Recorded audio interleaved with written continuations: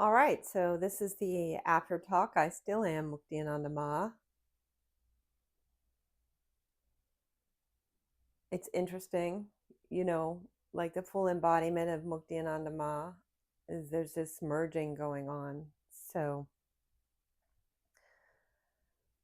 there's still the limited identity expression, and then, there's definitely Mukti Anandama.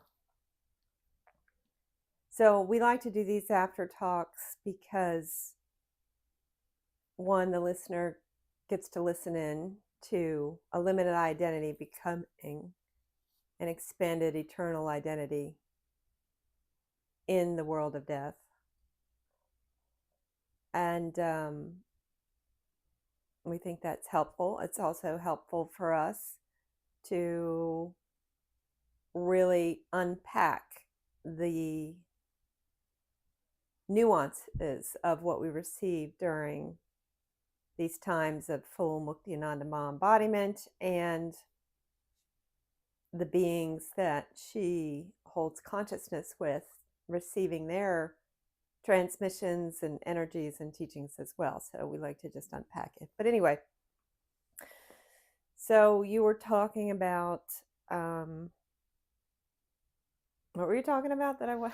Well, I was essentially saying identity is a choice, and it's interesting to me how these movies of the past play, and we're in this awkward between place for most people before they have awakened to a new level of consciousness that is more direct, which is more maybe loving or giving, and kind of overrides the limitation box Yeah. that we've chosen. So I think, it's all when we create these separations, when we view the external world as almost an enemy, right? Into what we want to be, then that creates a problem. That's going to create tension. That's going to create, it's going to keep the problem in place because now you've got two things. You've got out there against me, right? My past, and me inside, which seems very different. And I've got this inner tension, right? Mm-hmm. So my recommendation for that is to, as much as you're able to, relish this expanded being, this identity that you are beginning to feel more and more of. Enjoy being that regardless of what's going on externally, so that all your focus is on that and not the external, right? You take the fight out of, well, my past isn't reflecting me. People aren't treating me like the way I am, and that I know myself to be now as this new identity. I've got this past. People still treating me like that. I've got my limited identity that wants to act out of all the beliefs that they're holding and all of the ways that they've mastered in the world to get by. They want to.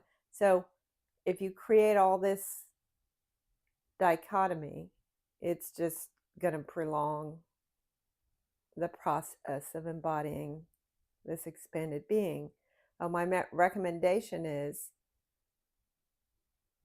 do not struggle with any of that. Instead, to just see what it's like in every circumstance that you can remember to be the expanded being as a way of play, as a way of exploration, as a way of curiosity, so that you take out that dichotomy, Mm-hmm.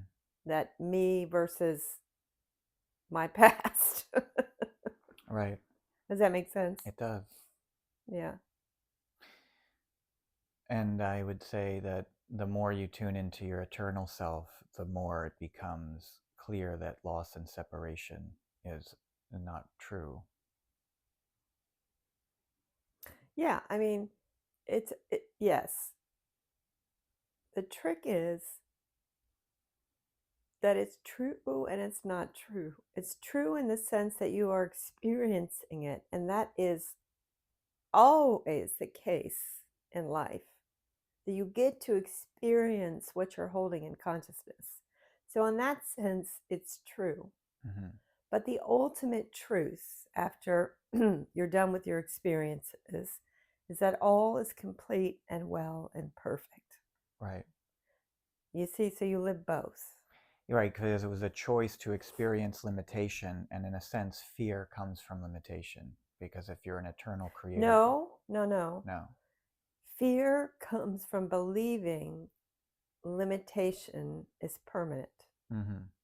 Because we want Right, experience. We weren't afraid to do this. right, But when you are stuck in the belief that it's permanent and it's not by choice, it's something external to you making this happen. That's where the fear comes in. right. But when you shift your identity and recognize you're an eternal creator being that is not limited and is not even going to die, then and you have the power to give forth this love and um, this giving, this light, then what is there to be afraid of?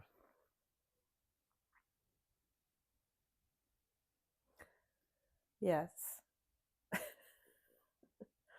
um, It's definitely a different feeling state. yeah, I don't really know what you're saying. Well, I guess I'm just shifting the feeling state to a more complete a feeling of completion, Yeah, and it's beyond the feeling state because it's a being a state. being state. Yes. A being is contains all, right? So Hmm. feeling, expressing, focusing, enjoying, moving, all of that is in the being state, right? Because otherwise, you're kind of frozen, not moving, kind of like the way you're sitting right now. Hmm. A movie of the past. you know, so yeah, it's just, well, is there anything that really powerfully stuck out to you? I mean, I like the kind of the packaging of the truth, the concept of, what you can solidify in your consciousness. He's solidified in the screen of life, Yeah, right? yeah. And that's really it. Well, embracing the identity and consciousness that gives you that love feeling or relaxed feeling, or whatever that thread for you is, whatever that variation is when you follow that thread back to who you really are, and embracing that rather than having it as some remote, distant, once in a while thought. And I think if you Yeah, embrace the identity, then yes. you, like you said, it's a being habit or And listen, the limited identity won't be able to embrace it. right. So you have to bypass the permission, So the higher state embraces the higher state. basically. And then the higher state just, you know, allows this limited identity to Mhm. dissolve bit by bit in love. Yeah. It becomes one. Right. Become one. It's not like it disappears. Right. It just drop you just drop the habits of the limited being, right? Yeah. So you don't want to try to give yourself permission to be that, or you just be it. And is this what the higher beings mean when they say know thyself? Is this a method of know? Well, this is life. Mm-hmm. Life is a journey of knowing thyself, and it's unlimited. It's unlimited. Mm-hmm. Doesn't stop. Well, that's what I mean. There's these infinite identities. I am that I am, right? This play of consciousness. So it's why as a limited self, it's, well, which identity is me? What is my destiny? What do I choose? But I think that was very clearly elaborated with this whole methodology. Yeah, so as an expanded being who is awakened, and that's an identity. Mm-hmm. Mukti Anandama is an expanded awakened being with aspects of being beyond, the dimensions we normally talk about. I don't want to get into that right now. But that identity recognizes the multi unlimited identities of our own being, right? And so there's no